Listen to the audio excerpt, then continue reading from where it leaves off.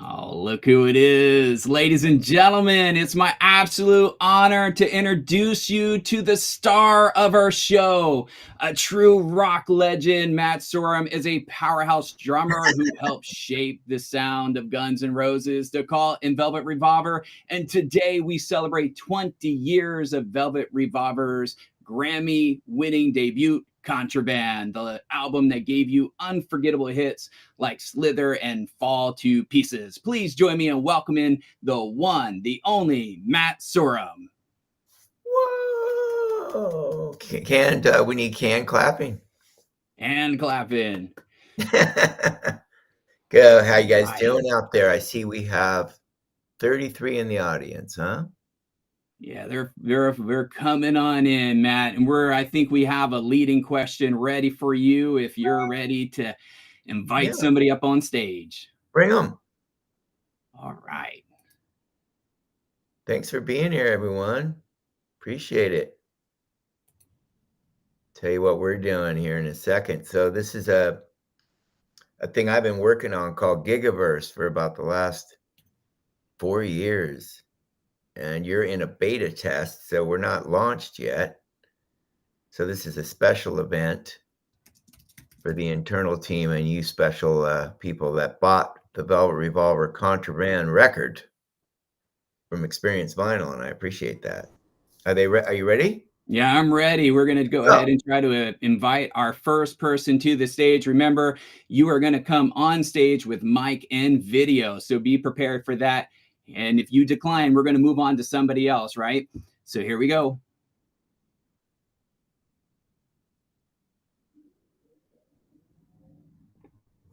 All right. All right, Mr. Brendan. G'day, Matt. Hi from Sydney, Australia. It's amazing to chat to you in person. So cool. What time is it there? It is 11:10 on Wednesday morning, so I might be in the future for you right now. Yeah. I just got back from Japan, so I get the date line, right? You go over the date line. Amazing. I was lucky enough to see Velvet Revolver in 2005 in Sydney, both concerts. So incredible memories. Yeah, well, I love playing Australia, man. Australia, it's just such a great rock and roll country, right?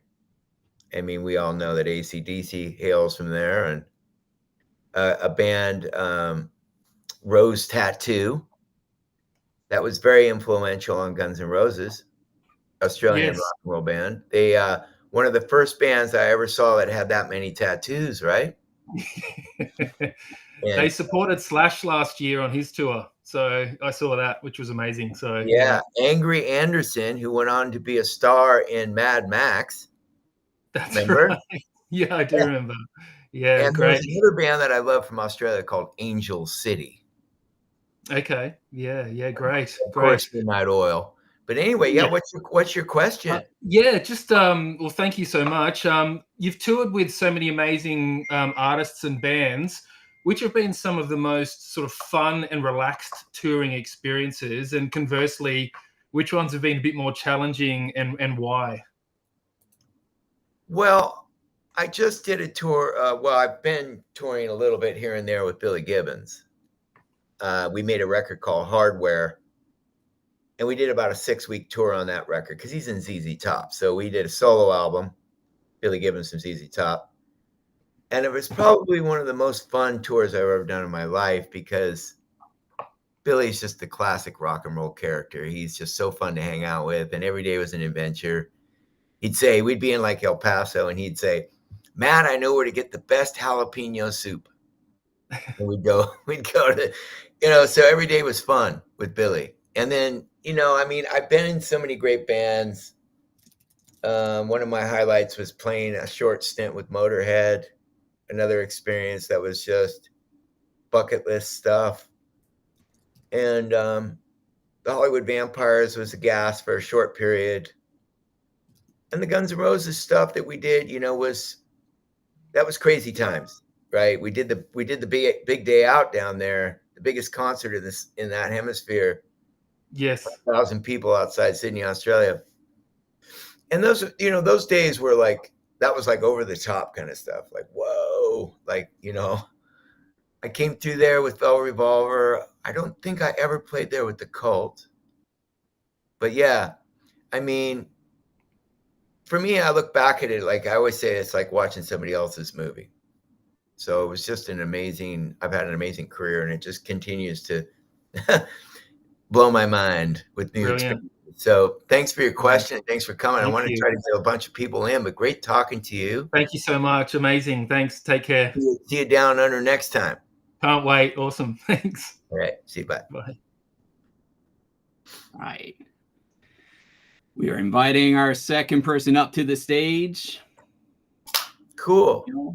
That's nice. Sydney, Australia, in the house. Now see what this guy. Oh, Mark Lanigan forever. God.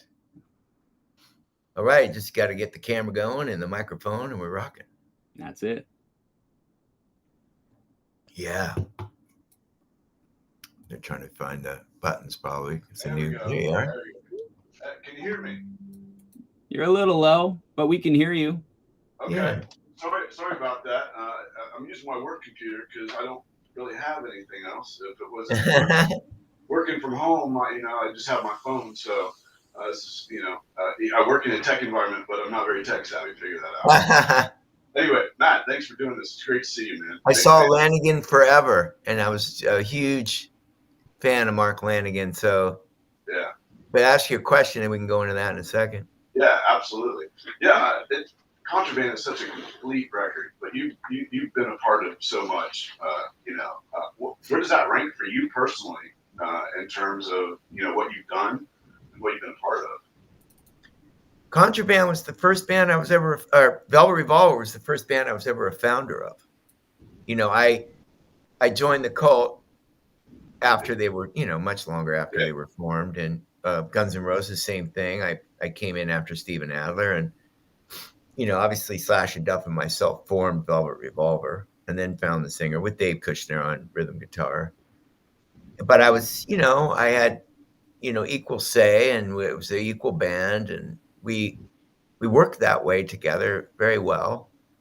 It was a little different being in Guns N' Roses because, you just know your place, and you just don't. So, but Velvet Revolver was that band. Was very instrumental in me to really, I found songwriting through that band. I wrote Set Me Free. I wrote a bunch of songs on those records as a songwriter. That was the first time that ever happened for me, so another really great experience, like probably one of the highlights of my life, because we won a Grammy. I never won a Grammy before. We didn't ever win a Grammy with Guns N' Roses. We only got nominated, never won one. Yeah. Oh, that was cool. And yeah. And where are you living? Where are you from? Central Ohio. Okay, we played through there many times. Did you see Velvet Revolver there? Sadly, I never did see Velvet Revolver. Yeah. I saw you play for the Call. I mean, I've seen you, in other factions. Unfortunately, never Velvet Revolver. Just very unfortunate. Cool, man. Well, thank you for being here, and I hope you like this is I'm part of this channel, this Experience Vinyl. That's my company with Seth Frank. Yeah. And we sell vinyl online, experiencevinyl.com. And basically that's where we sold the record, and that's where you bought it, right? Yeah. Oh, and very hands-on. I also bought another record there, single soundtrack volume 2, that was pushed back, and I was going to cancel it, and I got a personal email that said, "Call me." Sony just finally is delivering, and he didn't have to do much talking, the gentleman did, but he asked me to be patient. It was on its way. So nice. I bought several things there, and I love it. Thank you. And then Gigaverse, I'm a co-founder of this program as well. So this is an early stage beta, we call this. And I appreciate you coming on. Hey, man. Thank you. Thanks. Appreciate it. Thanks, man. All right. We are ready to invite our next person up. Here we go. Invite sent. Is it you? You'll find out here in a second.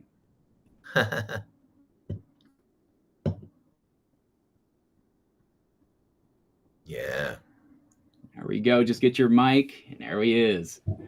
How you doing? Oh, we had him. Yeah. Yeah. I'm wondering, lost the video. Louis, if we can open up their stuff for him. Is that possible? Yeah, I'm trying. Unmute him. He's unmuted. His video cut out. Yeah, I don't know why, but That's cool. You want to just do a voice? That's fine. yeah, sorry. Yeah, I was just, I'm from France, so nice to see you, Matt, and that's a very cool experience to interact with you. And I was wondering, by doing Contraband and now 20 years later, with all your experience and all you've been through, what's your look at it? Is it something that you interpret differently? Maybe you learn some new stuff during your life, and what do you think about it now, 20 years later? I'm very proud of that record. And, obviously it was a huge part of my life, and it didn't it wasn't an easy task.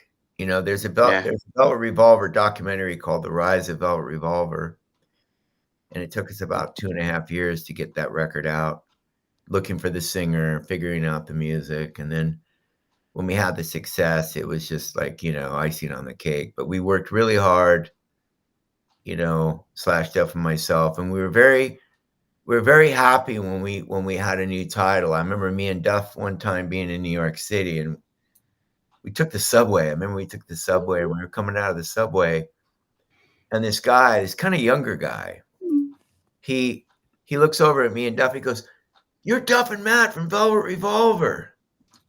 And we never heard that before. It was the guys from Guns N' Roses. So we both looked at each other and we were like, that was cool. Like, Yeah, kind of proud. We were recognized by this younger kid that maybe that was his first introduction to rock and roll, was this band that came out, you think about GNR. Use Your Illusion 1 and 2 came out in 1991.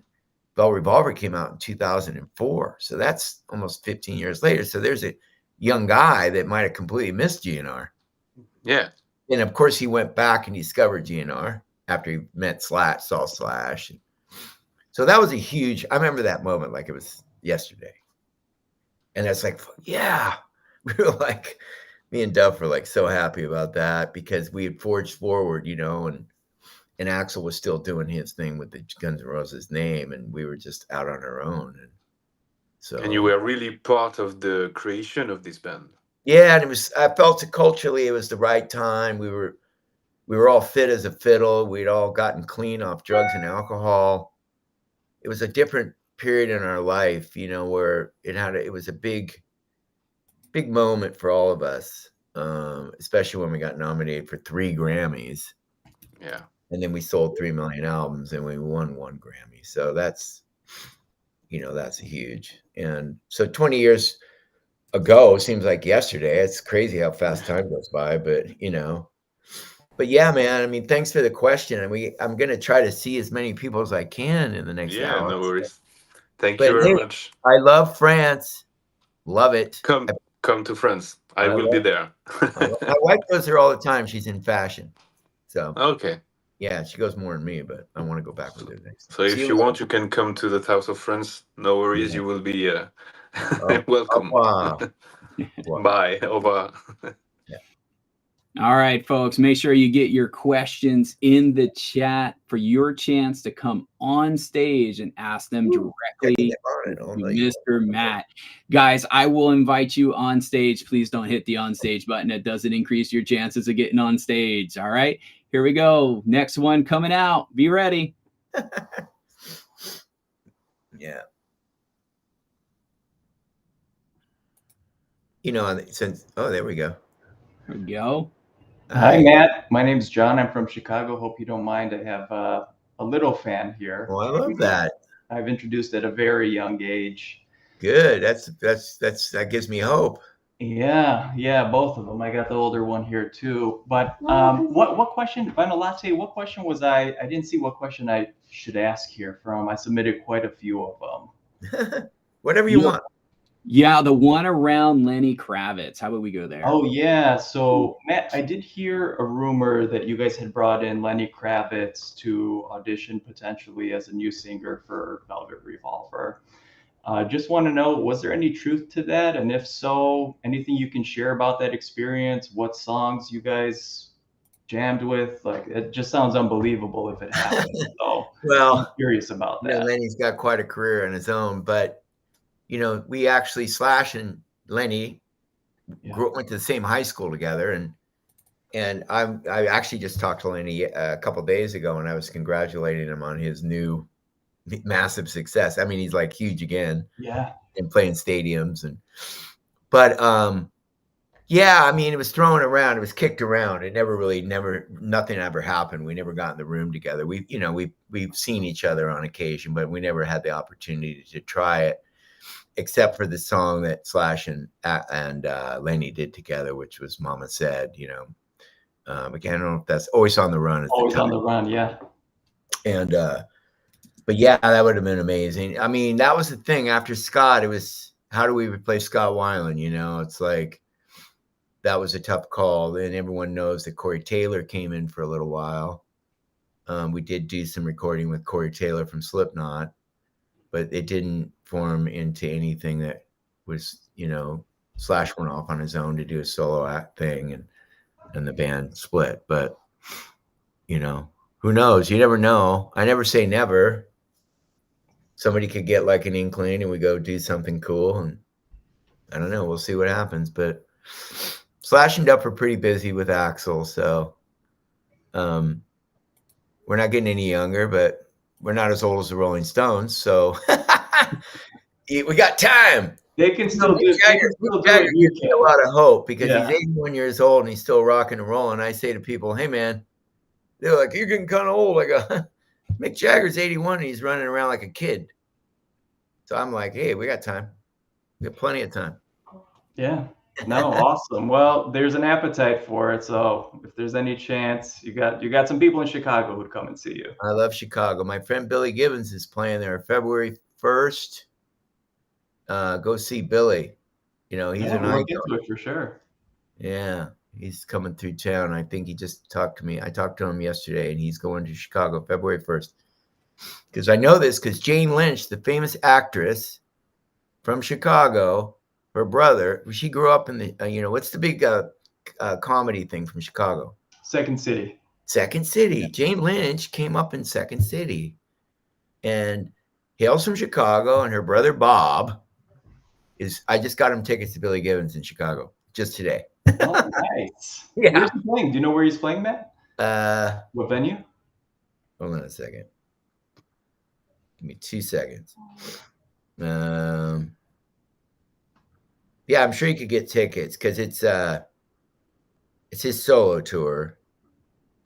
And I usually play with him, but I have to be honest. How cold is it in Chicago right now? Oh my God. It's like negative.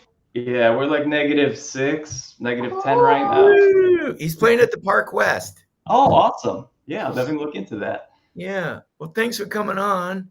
No, appreciate it. This is awesome you're doing it. Great to Bye. see you, man. Buying the record. Thanks for buying the Velvet Revolver record. See you later. All right. Thank you so much. We have our next question ready. Going to go ahead and invite you to the stage.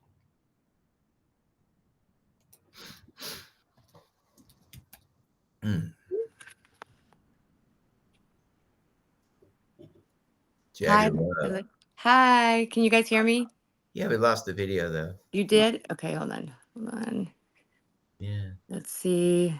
I was just saying, be cool if you could just open their account, right?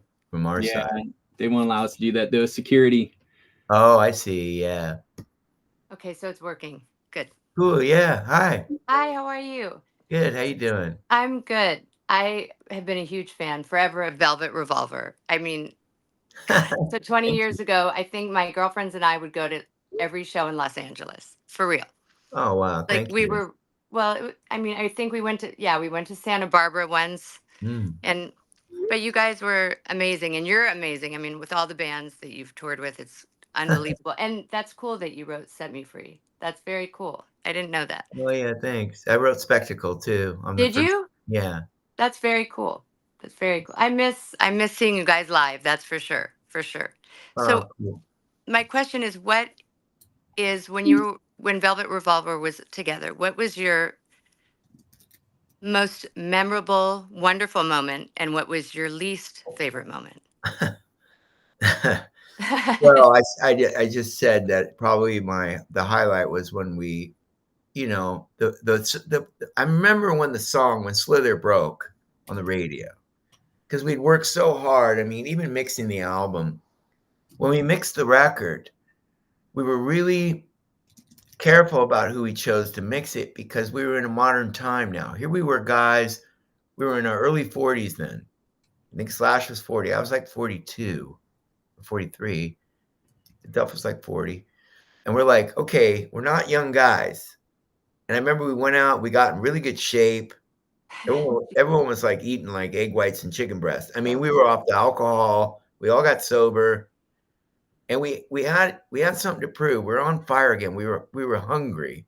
You know, we had all the success with Guns N' Roses, but we wanted to taste it again. And we were out of that band and we were doing our own thing. So we put in a lot of work. We worked really hard. We were rehearsed for like, God, a year and a half to make that record. And when we finally finished the album and we mixed it with Andy Wallace, I remember we picked Andy Wallace because he'd done Linkin Park, and we wanted to make sure we didn't sound too old.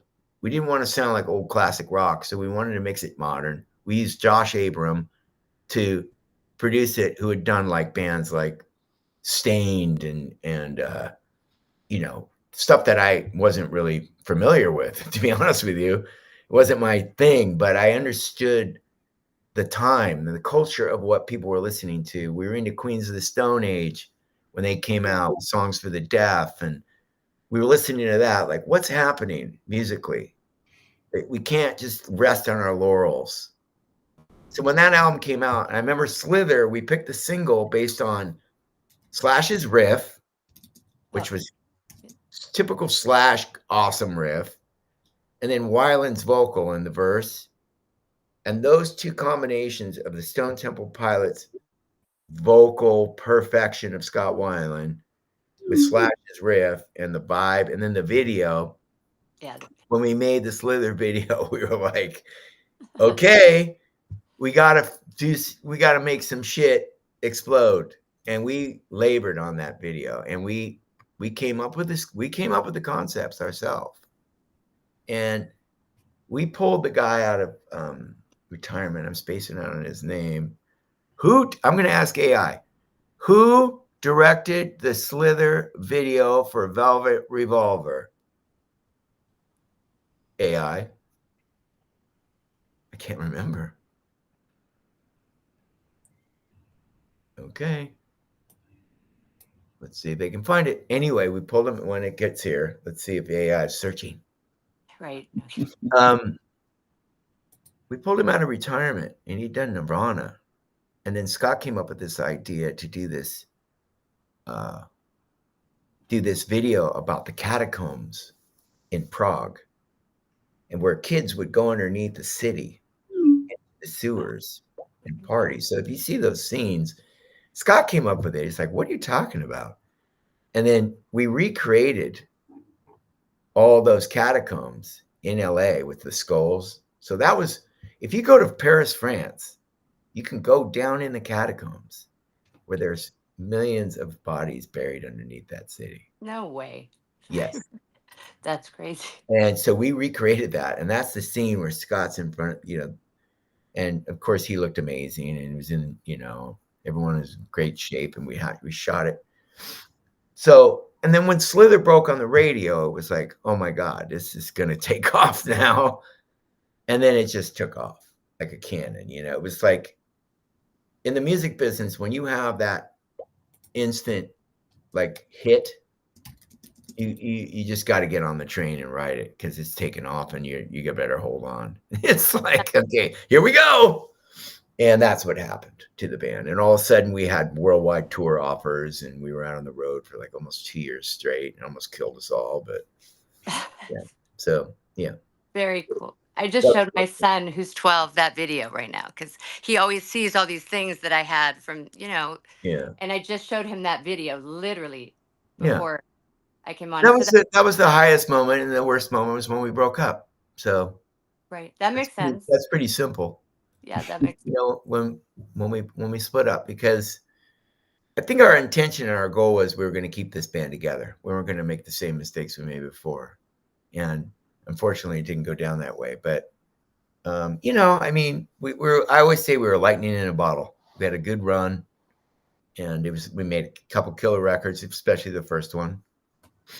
But thanks for being here. Did you buy the record off Experience Vinyl? Of course, absolutely. And whoever I spoke with was so kind, and I'm ordering more. Do you have any more left? Just the other day I emailed. Seth, my partner, would tell you. He's on here. You could ask him. Yeah, it's a sweetheart. So, and then just check with him on the info, and we'll get more.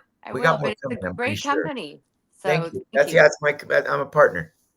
And then this is mine too. So thanks for joining the conversation. Thank you so much. Thank you, Christy. Appreciate you. Bye.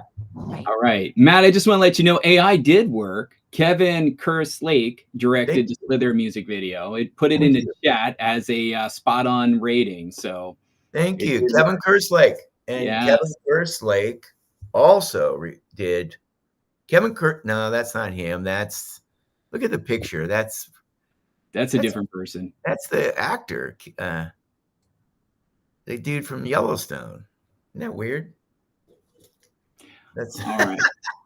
Well, let's bring up the next person. Kevin Costner. That's Kevin Costner. Okay.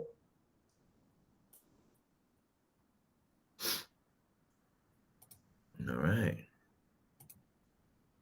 Hey, Steven. Oh, I gotta get your mic on. That's all.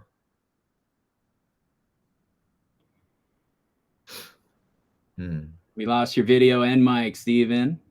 You can get yourself situated. So the video. Yeah, there you we go. Can hear you. Yeah. Hey, man. I can't see you. No, I can see you anyway. Where are you calling from? Where are you calling from? I'm calling from the UK.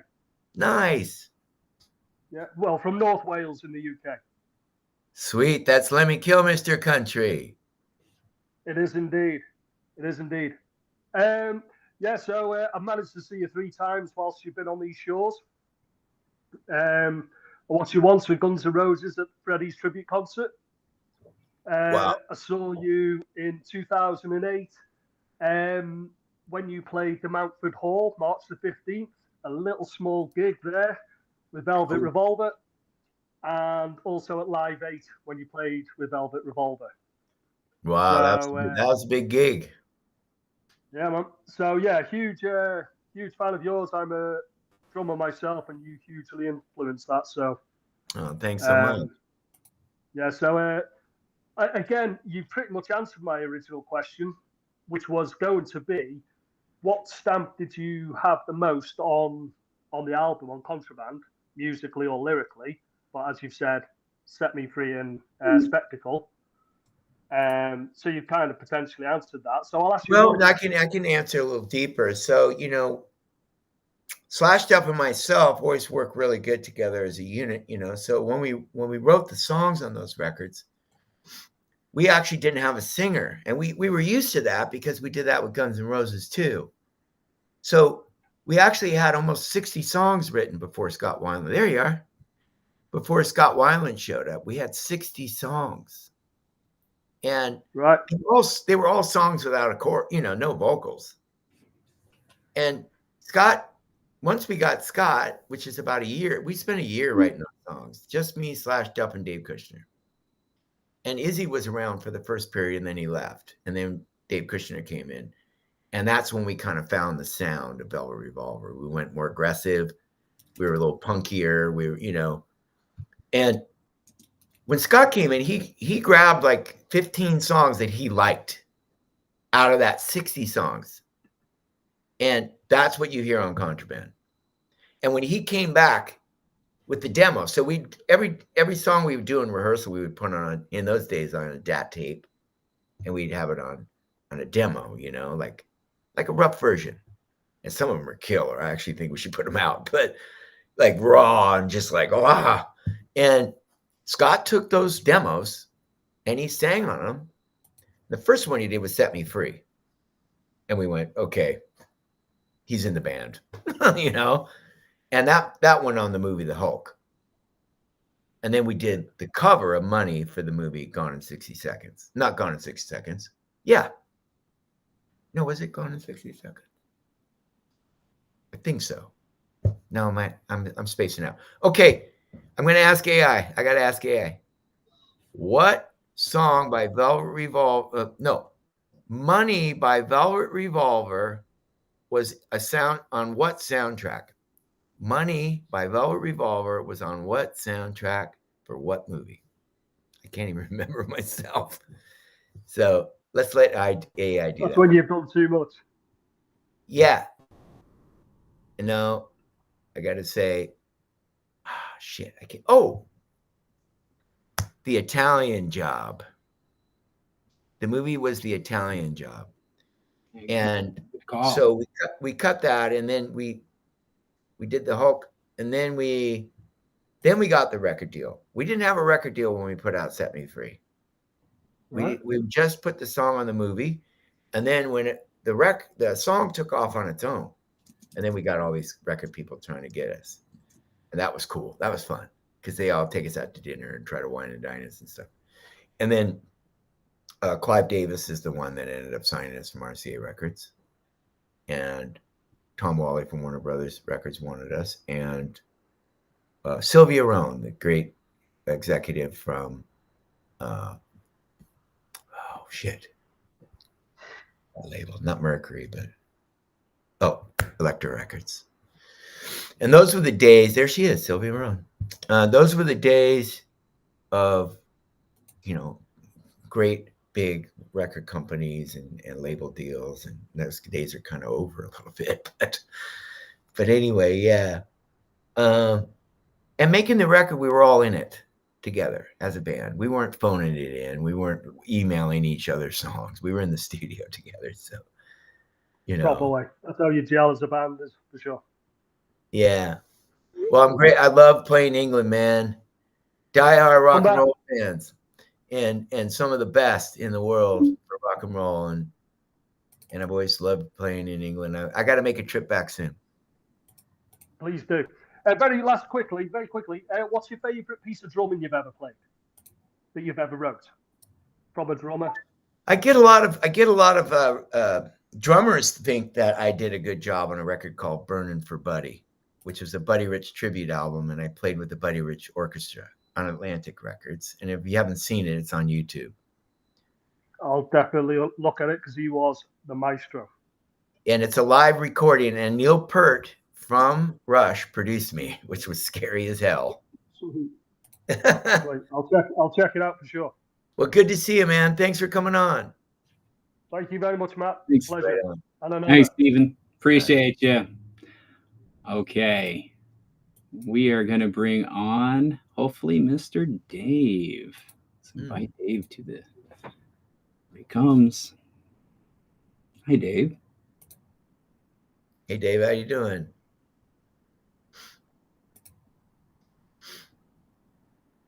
We should ask some of the people that are on. Oh, there we are. Yeah. Yeah. Okay. Cool. Can you guys see me? We can. Hear me? Oh, Hey, right Dave. on. Cool. Welcome. Awesome. Hey, Matt. Thanks so much for doing this. This is awesome. This is a cool platform too. I didn't know you had your hands in this. This is really. Yeah, cool. you're on an early stage. This is called the beta testing.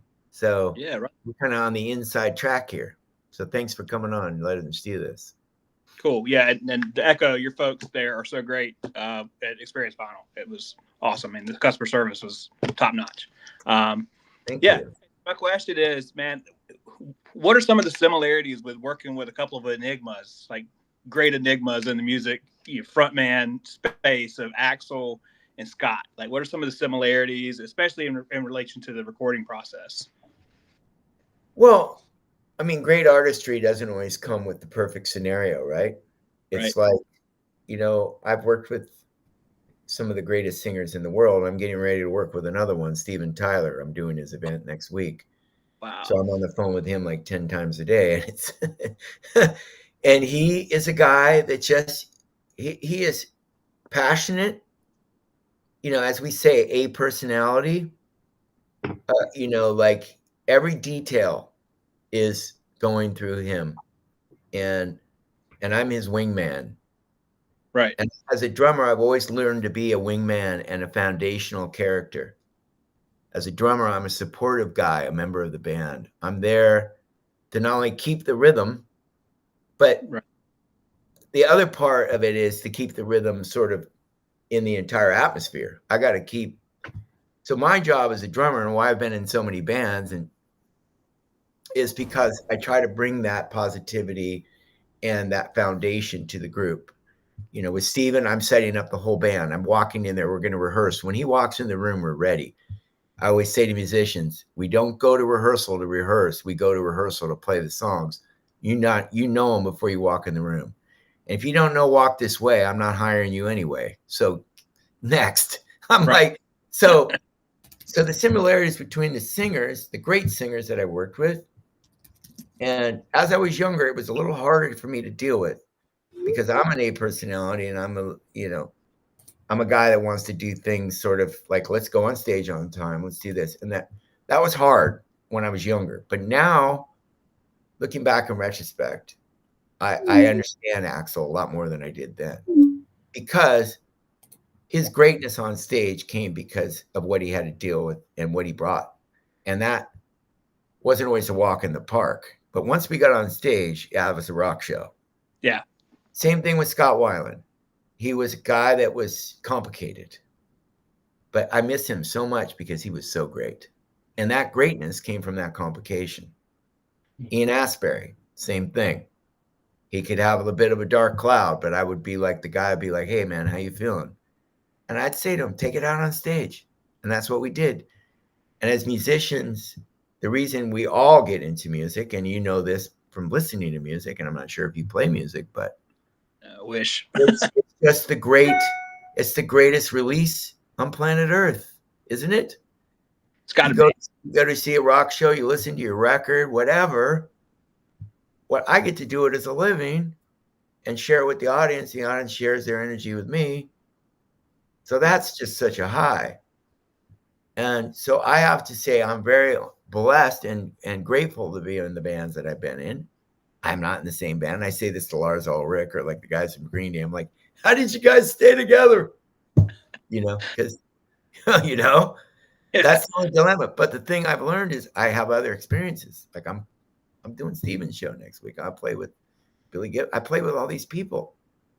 Bucket list is like getting pretty full, and I just haven't played with Mick Jagger yet, but that could happen. I don't know. We'll see. Yeah. But thanks for coming on. I'm going to try to hit some more people, but I'm glad to meet you. Yeah. Thanks, Matt, man. Appreciate everything. This is great. Thanks, Dave. Appreciate it. Right.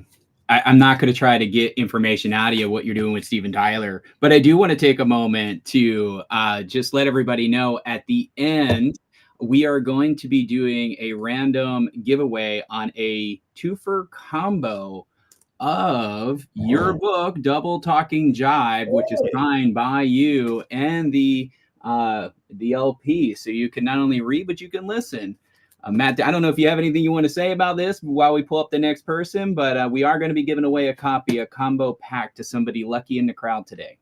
Oh, it's a book. There's a lot more stories where that came from. Volume 2, which I haven't written yet, and I probably won't. But you probably heard some stuff here today that's not even in that book. So stories, tidbits. So you ready for the next person? Here he comes. All right. Oh, look at that! Hold on a second. I'll just change up this to my live streamer camera. Make it a little. There we go. Nice and clean. Okay, professional. No, thanks for having us. Thanks for having me. And thanks to Louis V. I work with Louis V on some stuff. He's also, we're also content creators, and thank you to your team, Matt. We're also a beta tester on your platform. We just started. Yashvi's been great, and we're putting together some stuff right now and testing some things out. So great platform. You can see the quality is wonderful. Right now we're using Zoom, and it's not very good. So you got, let's hope we can pick it up from Zoom. It's not great. But anyway, I did want to ask you a couple questions. I mean, I followed your career. You're a phenomenal drummer. But if you had the opportunity to choose like a different career path other than music, and what would that be? My mother wanted me to be a culinary chef. Oh, nice. But I said, Mom, I can only make an omelet. Well, but I made a killer omelet, I never really excelled at anything else because I had an early manifestation that that's where I was headed all the way back to high school.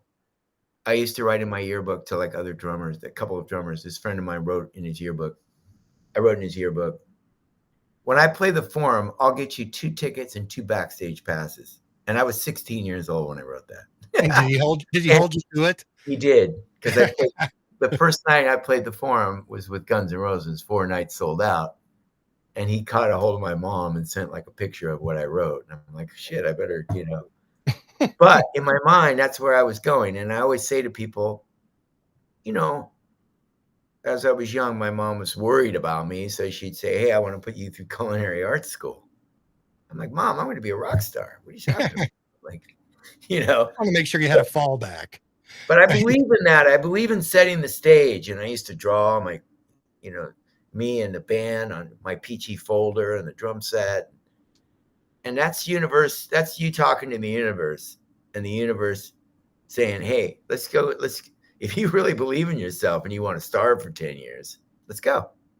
And that's what I did. I starved for at least 10, maybe a little longer. Look, I'm a huge Cult fan. Got a lot of their CDs. I know that you did a lot of work with the Cult, and I want to have other folks obviously get on here too. But I do have the album, Contraband, and I did buy it. But I will tell you, there's some pretty rare vinyl releases if you bought them when the CD came out. What, in 2004, right? And I think there's a limited edition red vinyl pressing out there. Yeah. Yeah. Do you? I mean, do you collect vinyl as well? Oh yeah. Yeah. Well, me and Seth started this together. So Seth started it and we came together. I got 2 big vinyl rigs. I got one in my recording studio, and I roll with VPI turntables. I got Rogers amps. Nice. In my studio, I've got Dyna Audio speakers out of Denmark, and then here I got Klipsch Heresies because my house is 1961, so they're more like vintage vibe. Mm-hmm, mm-hmm. My house Good speakers, great speakers. Yeah, my house is very mid-century, so they're making beautiful walnut cabinet. They're floor speakers. And I have my walnut cabinet with my VPI on there, and my Rogers, stuff. Yeah, he's a guy out of New Jersey. I think he's in New Jersey, but he hand built amps.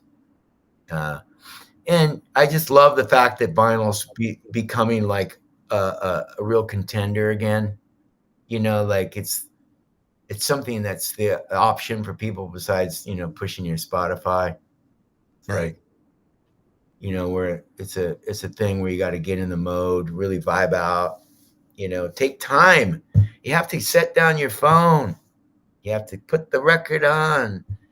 You have to get into it, A lot of people just can't fucking put the phone down. No, I know they can't. No. They got to fucking be on Spotify. Yeah, or Tidal or whatever. I mean, they're all good, but there's nothing like putting on a good piece of vinyl, is there? No. Well, thanks for having me on. Thanks, man. All right. Take care of yourself. Appreciate it. Matt, are we good for another one? Yeah. Let's go to. I came on at about 4:15, so let's go to 5:15. Is that okay? Oh, that sounds good to me. I'm sure we got enough questions. That's the thing. Of course. Yeah, I don't want to keep anybody out. We should probably see what's happening with that button popping off like that, right? Hey, man, how's it going, man? Hey, what's happening? Nothing much. What's your name? I'm Alex from, I'm in Charlotte now, but I used to be in South Florida. So I saw you guys at Ozfest I remember you opened for Black Sabbath there, which was awesome, and saw on the Oh. Libertad World Tour. So Yeah, big you know, fan of yours. I wasn't on Ozfest because I broke my hand. Oh, That was Mark Schulman on drums. He looked kind of like me. He had blonde, spiky hair like mine. And a lot of people thought, hey, we saw you. And I'm like, ah, shit. I broke my hand right before that tour. So I missed Ozfest. Yeah, well, I made up for it in the Libertad tour in West Palm as well. So oh, that was me. Yeah. I had a question for you. How did recording Contraband with Velvet differ from like the Use Your Illusions albums with Guns N' Roses? And was there anything you learned from those earlier albums that influenced your process? Well, it was the same core guys, and we worked basically the same, and we recorded live, which a lot of bands just don't do anymore. And we were all in the same room together. And we were very prepared when we walked in the studio. You know, we cut Contraband, the basic tracks, in I think 4 or 5 days. You know, I did a couple tracks a day. And then Duff and me were so solid, we would just nail the track. We did 3 different versions of Slither, though. We cut that song 3 times. And I'm the one that got crazy about it, and the band got mad at me. But I kept saying, it's not right, you guys. It's not right. Something wrong with it. We were trying to be as live as possible. And Guns N' Roses never used a click track, and we certainly didn't have computers. It was all tape. So when we cut Contraband, we decided we were going to try the same approach. But it was modern times. It was 2005. We were competing against bands like Linkin Park. And in my mind, we had to kind of look at that and make ourselves as modern as we could by staying true to ourselves, if that makes sense. So we did that in the process of picking the producer, the studio, the sound. And me and Duff were really kind of like guys like that. Slash just is Slash. He's just that guy. Scott Weiland was like, he understood it all. Smart guy, very art. Like when we did Libertad, it went a little more art, and we were like, we're going with Scott. We were, but that collective is what made the sound. That kind of, GNR, same thing. You had Izzy, who's into the Rolling Stones. You got Slash, Axl, Duff, the punky guy, and then me, the classic drummer, rock drummer. So having the band together is what created it. And I think all that time and energy made that record that we put into it in the process, and I think I went off topic of your question, but basically, it was just amazing to go in and cut those tracks, and we all were on fire. We went. There's a documentary that goes with the making of the album, and we were really fired up when we went in there. You can hear it on the album. I mean, we're not punching a time clock. We went in there like, come on, we were like, and we played it like we were on like the biggest stage in the world. I mean, we were, and you can hear that. I mean, we didn't mess around. We didn't like. Oh, and I was going to say about Slither. So, first or second time we recorded it, I said it was speeding up in the solo, which is fine when you listen to songs from like classic albums. Shit slows up and speeds up, and it's okay. But I said to the band, I said we should have a consistent tempo. So I played to a click track on Slither, and we found the tempo, and the tempo is 141 BPM. And we played it that way, and it just came off more like, and it was modern times, meaning it needed to have that consistency, more like a Queens of the Stone Age, or it couldn't go like, woo. And so that's the song that ended up being on. When we mixed it, I went a little nutty too.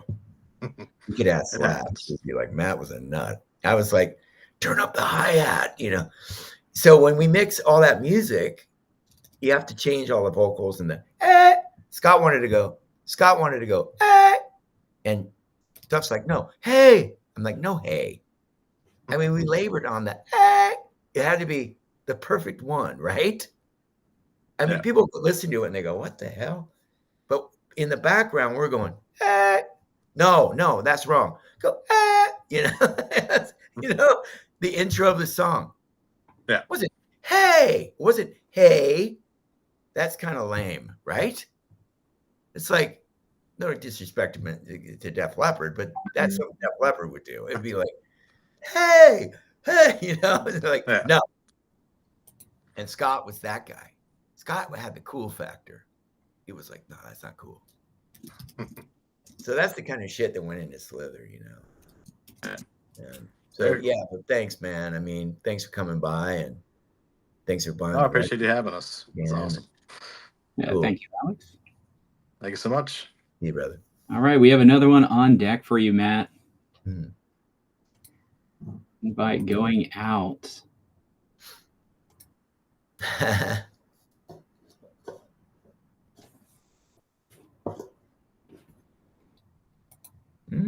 Oh, we'll give it one extra. There it is. Cool. Shane. And how's the audio file?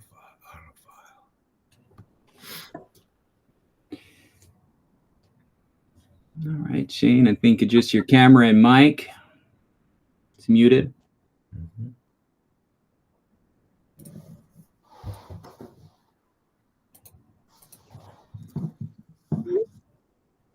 There we go. Can we? You're on. You're live. I can't see a thing. But we can hear you, though. Can you hear us? I can hear you loud and clear. Hey, Matt, how you going? Dude, it's Where great. It's great to. Where are you calling in from? I'm from Australia, man. I'm down here in Oz. Nice. I just talked to another Australian. Did you see that? How's that, eh? It's a small world. It is a small world. Well, can you see me? Can you guys see me? Yeah, we can. Okay. Well, you were talking about hi-fi systems, and I mean, I've got a bit of a rig in here because I love my music as well. And woo, serious. And yeah, I'll probably get a bit serious when it comes to music. And got the album, absolutely love it.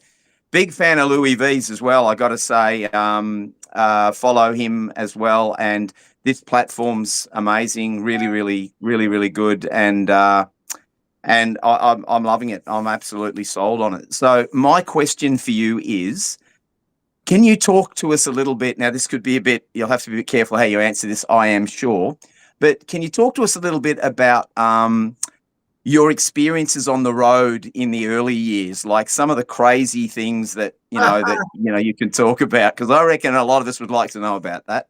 Did you see the PG rating on this? Look, I knew you're going to have to PG it, I'm sure, but because I can only imagine. But the list goes on and on. I mean, I did write a book, and you might be able to win it. Have you read it? I haven't yet, but it was. I did see Louis put that up, and I went, "Ooh, that would be." I would say the book is probably a PG rating because I had a daughter. She's 3.5, and when the book was coming out, my daughter was born, and I kind of spilled a lot of I don't want to say it's cliche rock and roll stuff because back in the day, we did what we did. It was just a different time. Yeah.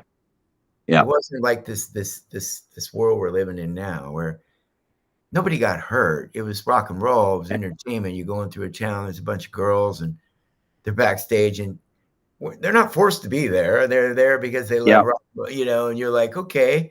And I'm the guy in the band. And by the way, I got in the band because number one, I love playing music. Number two, I love girls. So don't we all? The combination was like, this is perfect sense for my life going forward. And I wasn't a good surfer. I grew up in a beach town, and I realized they were getting all the chicks. So I better do something. So I got in a band. I'm okay looking. I'm not like the most handsome guy, but I got to do what I got to do. You know what I'm saying? So that being said, being in Australia, Australian girls are interesting because I remember being in Bondi Beach. Oh, yeah, in Sydney. Yep. And I was at a bar. And it was the only time I had 3 girls in a fist fight over who was going to go home with me. Wow. And I was like, now this is the kind of stuff we want to hear about. Yeah. well, those are the kind, these Australian girls are like that, right? They're just Yeah. like, and they're just like, and I'm like, well, why can't we all go together? Why can't you all come? So that's what happened. Yeah, they stake their claim, and if I they lived upstairs from that bar on Bondi Beach for about a month after that night. I said, I'm staying here. This place. Wow, that would have been wild. At the end of the Velvet Revolver tour, I stayed in Australia by myself because I was still single for almost a month. I don't know if you know. Wow. I did not know that. And I lived in that area, Bondi Beach, which is party town, right? That absolutely is mega party town. My word. That is right where you needed to be, brother, for sure. It was. It's all a little blurry, but that part I remember. It was the bar thing. You know? So yeah, lots of good times like that, and just, you know, crazy adventures, and, you know, everything I ever dreamt of as a young guy times 10. You know, I always said my dreams as a young guy wanting to be in a band have completely outdone the expectations. And that's a gift. That's all you can ask for, isn't it? Yeah. I mean, and you know what? It hasn't stopped yet. Stuff's still happening, and it's just different. People are like, why aren't you in Guns N' Roses? Because that was then and this is now. Yeah, yeah. Life changes. There's different things you do as you go through your life. I'm going to be playing with Aerosmith in about 4 days. Yeah. Yeah. So is that getting recorded at all, or is that I don't know. We're talking about it because it's going to be announced Saturday. So we got a bunch of really Joan Jets coming, Billy Idol. So I'm telling you guys now because this is a special event. Why not? Man, that'll be killer. I hope somebody's recording that. I'm an ex-sound engineer. It's an event called Janie's Fun, and Steven Tyler's charity. So I'm the hopefully somebody's saving that for all of us to enjoy. Yeah. Well, thanks for coming, man. I'm going to try to do brother. A couple more, and then I got to probably cut out. But thanks for coming on. Appreciate you. Thanks, Louie. Thanks, Shane. All right. Ready for the next one if you are, Matt? Yeah. All right. Jero, you invited. If you can go ahead. There we go. Oh, there he is. Oh. Can you hear me? We can hear you. How are you? Okay. I don't have video, but that's okay. Yeah, my question is, can't Matt, see us? I can't see anybody right now, but oh, okay. Matt, I met you on the Rock Legends cruise just last February. All right. And wonderful conversations with you. But my question is, when you were producing the Hardware album, whose decision was it to bring in Rebecca and Megan from Larkin Poe? Michael Fiorentino was the co-writer with me and Billy on the record. He's a Nashville guy, and we all love Larkin Poe, and we had that song, and it just seemed perfect for them because me and Billy and Mike wrote all the songs, and we did that on Pioneer Town, and I actually wrote a lot of lyrics, and me and Billy. He played bass, I think. I played bass on a couple songs, yeah. Billy played bass on a couple. And I remember there was a girl vocal on that song that I sang. I'm trying to think how it went, but it was high. And we're like, we need some female vocals. And then Mike went, what about Larkin Poe? We're like, Rebecca's awesome. And we got them. And they said, yeah, we'll do it. And that's the track. And I think that track was killer. It's very killer. Yeah. I'm spacing on the name of it right now. Stacking Bones. Oh, yeah. Stacking Bones. Stacking Bones. Stacking Bones. I remember we were writing that lyric. Billy was talking about like going through the desert and, you know, money. It was about basically these guys that were thieves. And they were like stacking bones. And everything was like a metaphor on that album. Like when we were in the desert, you know, we wrote West Coast Junkie. I wrote all the lyrics on West Coast Junkie. And I remember telling Billy, will you sing a lyric, junkie? But let me tell you, it's not about drugs, it's about a girl. And I'm a West Coast junkie from a Texas town. And when I get to Cali, it's going down. She's so tight like no one around because I'm a West Coast junkie from a lonesome Texas town. Billy goes, I like it. I'll sing it. And that was one of the greatest experiences I've had making a record in my life, bar none. Billy Gibbons. That album, Hardware. I think we have it at Experience Vinyl, don't we, Seth? And he loved his pajamas. Yeah, we wore pajamas making the whole album. He turned me on to Brooks Brothers pajamas, and then we got into pajamas by a London pajama company called Derrick Rose. And me and Billy Gibbons were in London. We went in Harrods department store, and we went in there, and there was these pajamas, and they were like $800 a pair. It's like I could show you some if we have more time, but I have a pajama collection, and we wore them on the road, and we would go out. We'd get off the tour bus, and we'd all have pajamas on. And I just put a leather jacket on over it, and it was a cool look. It's like, and Billy's one of my dearest friends. I love him like nobody, no other human on the planet. He's one of a kind. He is, and we played that cruise together, which was cool. Yes, it was. Well, I want to thank everyone for coming on and knocking this out. We're going to do this again. Experience Vinyl's got our own channel now. So the plan is we're going to bring on some other talent, some other artists, friends of mine. I mean, we'll have some fun. And if you guys go to Experience Vinyl, maybe we'll do the same thing. We sell 100 Ringo I'll get Ringo. I'll get Ringo. And if you still buy 100 Ringo records, can come on here. Same thing with Blues Traveler, friends of ours. Talking to the guys from Journey, different bands.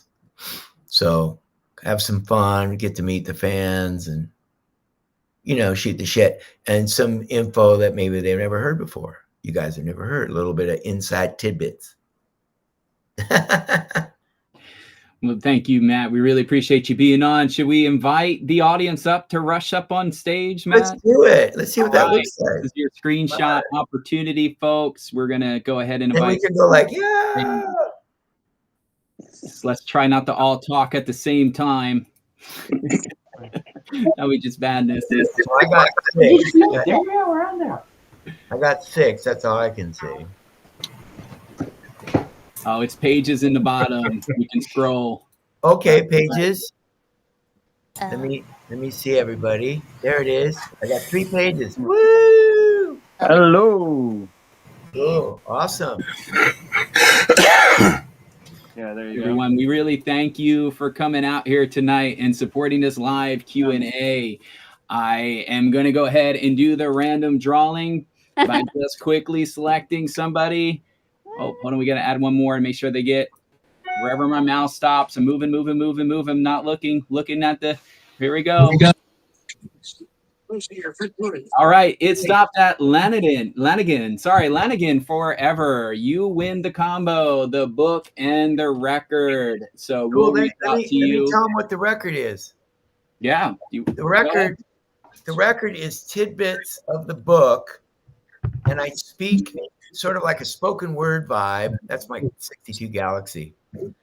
I do a spoken word over music that I wrote up in the Joshua Tree, and I recorded the music, and then I do tidbits of the little passages from the book over songs.